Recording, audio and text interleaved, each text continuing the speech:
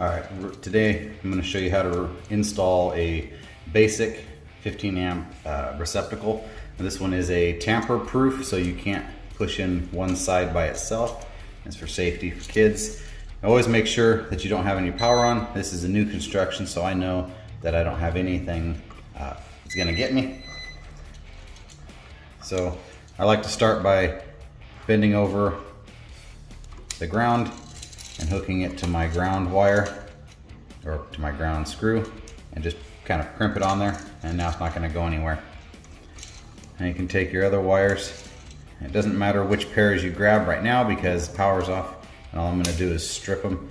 So we cut them to length, strip them, make sure you're using the right size strippers for this. No funny comments on that. This will do, if I can get it in focus. Come on, there you go. This is a little strip of 14, two 14s I take it, one 10 or two 12s at the same time. So it's really convenient to be able to strip two wires at the same time. Just makes things go a lot quicker. Now you gotta tighten your ground screw, and then your white wires, or also called your neutral wires, will go on the same side as your ground.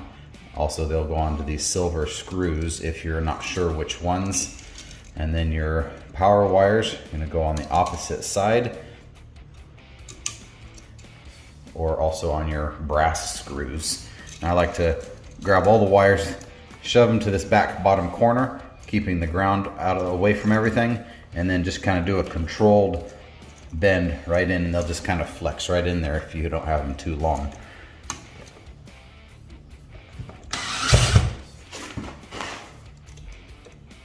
I like to start one screw first. Gives you some flexibility, and then run it in. You don't want to run it in too far, just enough that it doesn't move on you anymore. Otherwise it'll suck it in there too far, and it won't look good when you put your plate on.